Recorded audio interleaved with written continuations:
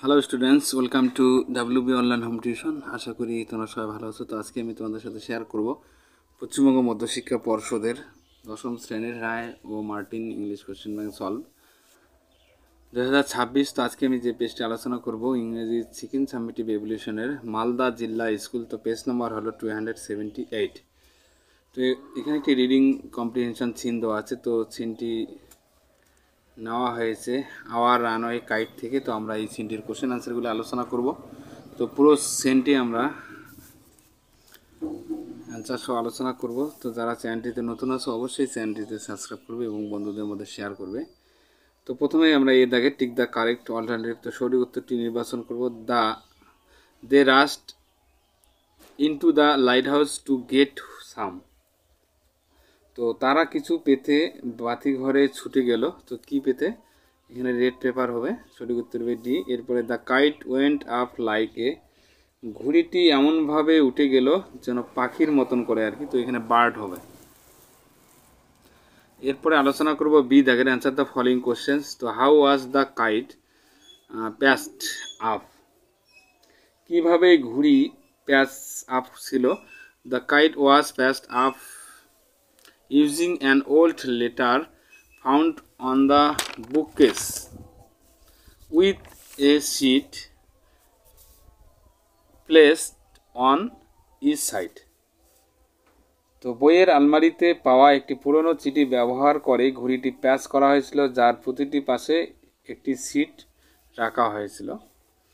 Why did cloud look ফ্লিস্ট, কেন cloud বোকা লাগছিল? কেন ক্লাউডকে বোকা লাগছিল? Cloud looked pleased because the string snapped and he was left holding a piece of cord while the kite flew away.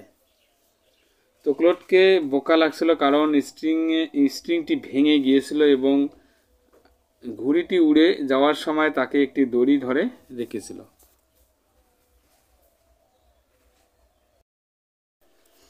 C দাগের feel in the following table with information from the text থেকে information নিয়ে পূরণ করব।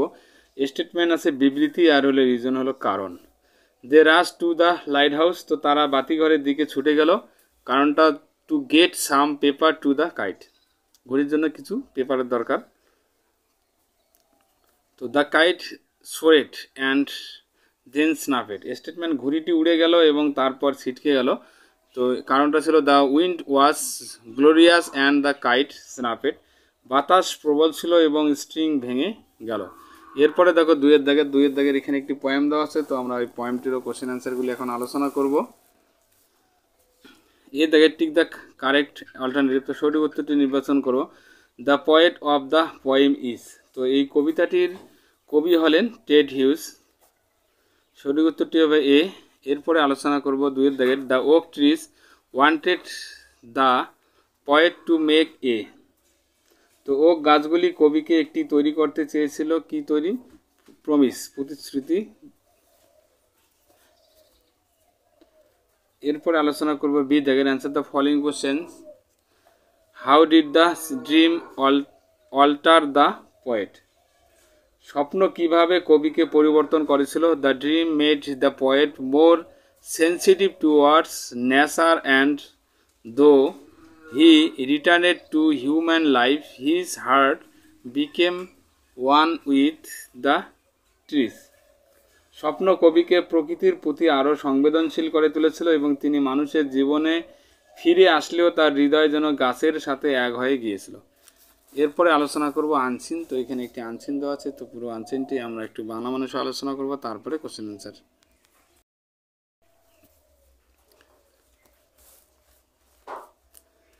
A bunch of class 10 students took home lessons on how to stay safe during lightning and storm. দশম শ্রেণীর একদল শিক্ষার্থী বজ্রপাত এবং ঝড়ের সময় কিভাবে নিরাপদ থাকা যায় সেই সম্পর্কে বাড়িতে পাঠ গ্রহণ করে।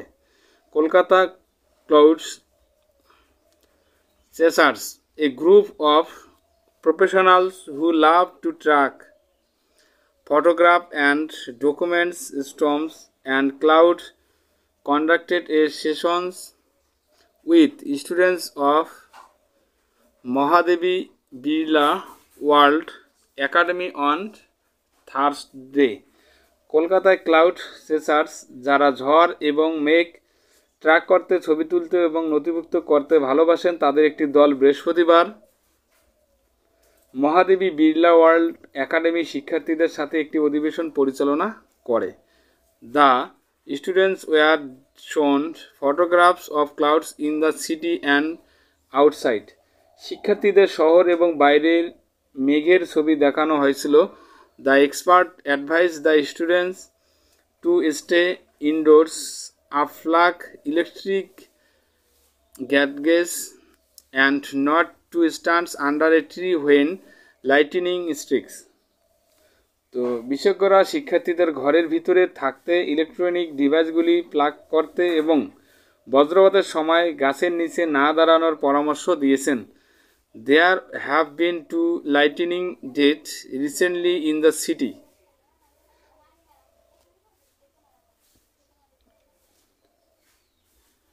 তো সম্প্রতি শহরে 2টি বজ্রপাত ঘটনা ঘটেছে।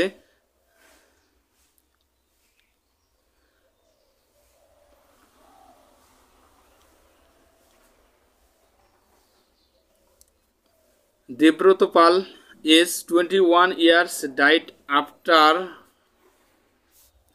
he was struck by a bolt of lightning during cricket practice at Vivekananda Park in June.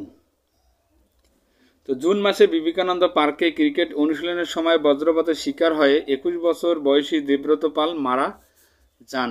Ajay Mallick aged 27 years was struck by lightning on the maidan in July.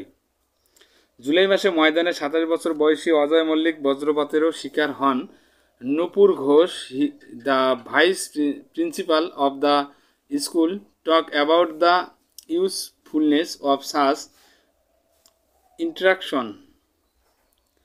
তো স্কুলের উপাধ্যক্ষ নূপুর ঘোষ এই ধরনের মিথস্ক্রিয়ার উপযোগিতা সম্পর্কে কথা বলেন।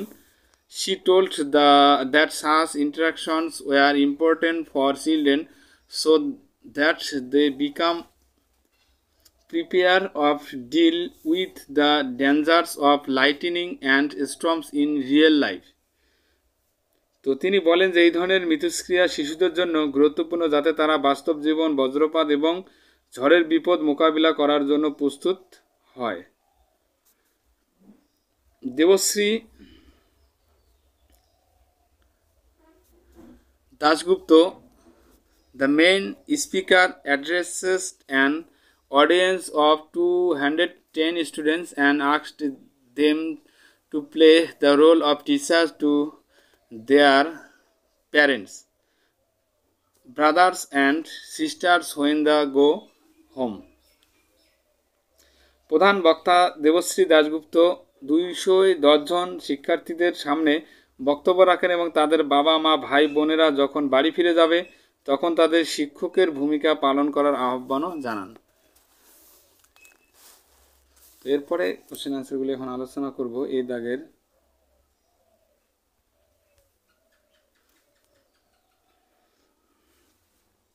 Tick the correct alternative. তো সঠিক উত্তরটি নির্বাচন করো। দ্য স্টুডেন্টস ওয়ার অফ, তো ছাত্ররা ছিল। Class 10, the interaction were held on, মিথস্ক্রিয়া অনুষ্ঠিত হয়েছিল, সেটা থার্সডে, বৃহস্পতিবার। দ্য স্টুডেন্টস বিলংগেড টু, ছাত্ররা ছিল মহাদেবী বিড়লা ওয়ার্ল্ড একাডেমির। The ex of Debabrata Pal was, তো দেব্রত পালের বয়স কত ছিল? 21 বছর। The most suitable title to the passage is, তো lesson on lightning for students. এরপরে বিদাগের কোশ্চেনগুলি আলোচনা করবো। Answer the following question. Which lesson was being thought to the group of students, তো ছাত্রদের দলকে কোন পাঠ শেখানো হচ্ছিল? The students were thought how to stay safe during lightning and storms, মানে বজ্রপাত এবং ঝড়ের সময় কিভাবে নিরাপদে থাকতে হয় তা শিক্ষার্থীদের শেখানো হয়েছিল। হু আর ক্লাউড চেজার্স, তো মেঘ তারা কারা? তো cloud chasers are professional who track photograph and document storms and cloud. তো ক্লাউড সেজাররা ছিলেন পেশাদার যারা ঝড় এবং মেঘ ট্র্যাক ছবি এবং নথিভুক্ত করে। What advice did the expert give to the students to avoid being struck by lightning? তো বিশেষজ্ঞরা বজ্রপাত এড়াতে শিক্ষার্থীদের কী পরামর্শ দিয়েছিলেন? They advise students to stay indoors unplug electric device and avoid standing under trees during lightning. মানে তারা শিক্ষার্থীদের ঘরে থাকার এবং ইলেকট্রিক ডিভাইস আনপ্লাগ করার এবং বজ্রপাতের সময় গাছের নিচে যাতে না দাঁড়ান এটারও পরামর্শ দিয়েছিলেন। এরপরে আলোচনা করব সি দাগের, এখানে টিএফ বসাবো। The students were asked to play the role of teachers to their parents brothers and sister at home. তো শিক্ষার্থীদের বাড়িতে তাদের বাবা মা ভাই বোনের কাছে শিক্ষকের ভূমিকা পালন করতে বলা হয়েছিল। তো এটা অবশ্যই সঠিক হবে।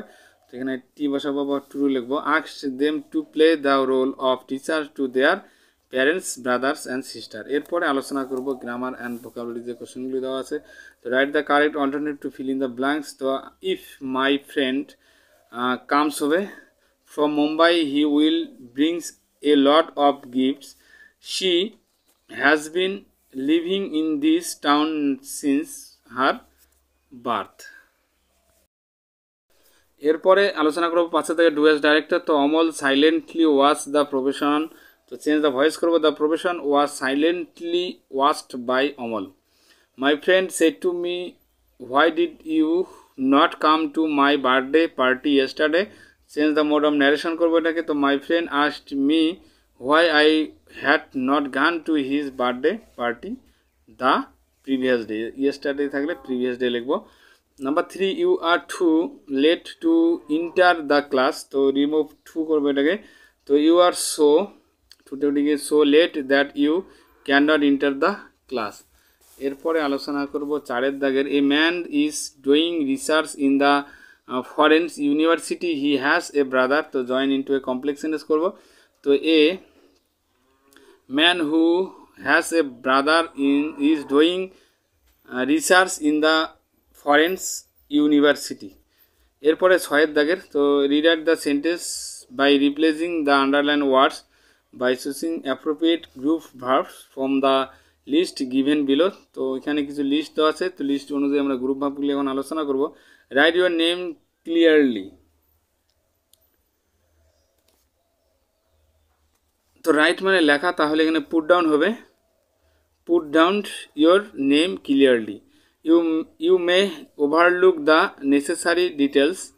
তো এখানে আমরা বসাবো ইউ মে। তো এখানে লুক ওভার বসাবো।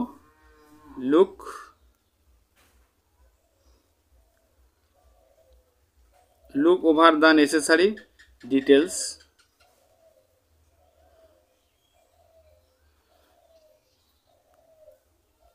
লুক ওভার বা পাস ওভার লেখা যাবে এখানে। পাস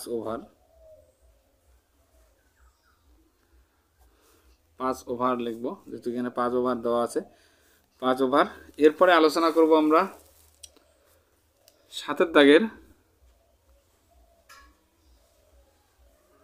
তো আনসিন থেকে খুঁজে খুঁজে এখানে সমর্থ ওয়ার্ড লিখতে হবে। তো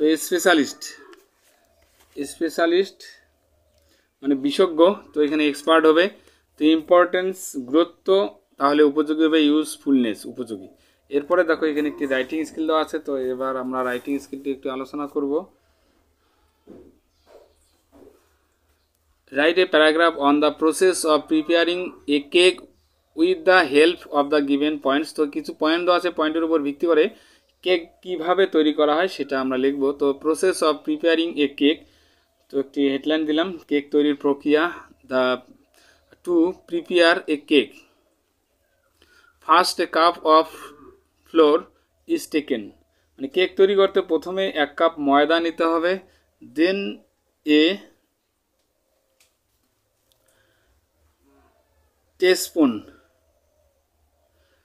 teaspoon of baking powder and 3 eggs are added. তারপরে 1 চামচ বেকিং পাউডার এবং 3টি ডিম যোগ করতে হবে।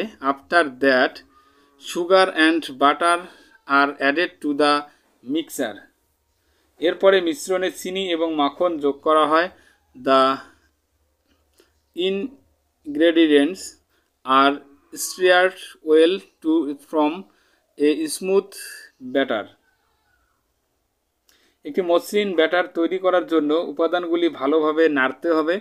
This batter is then baked at 180 degrees Celsius for 25 minutes. এই ব্যাটারটি 180 ডিগ্রি সেলসিয়াসে 25 মিনিটের জন্য বেক করা হয় এবং once baked the cake is decorated with toppings and made ready to serve. Bake হয়ে গেল এবং কেকটিকে টপিংস দিয়ে সাজিয়ে পরিবেশনের জন্য প্রস্তুত করা হয়। এইভাবে আমরা প্রসেস অফ প্রিপেয়ারিং কেক তৈরি করতে পারি। Thank you for watching video. তোমরা যদি এই চ্যানেলে নতুন হয়ে থাকো প্লিজ সাবস্ক্রাইব করবে এবং বন্ধুদের সাথে শেয়ার করবে।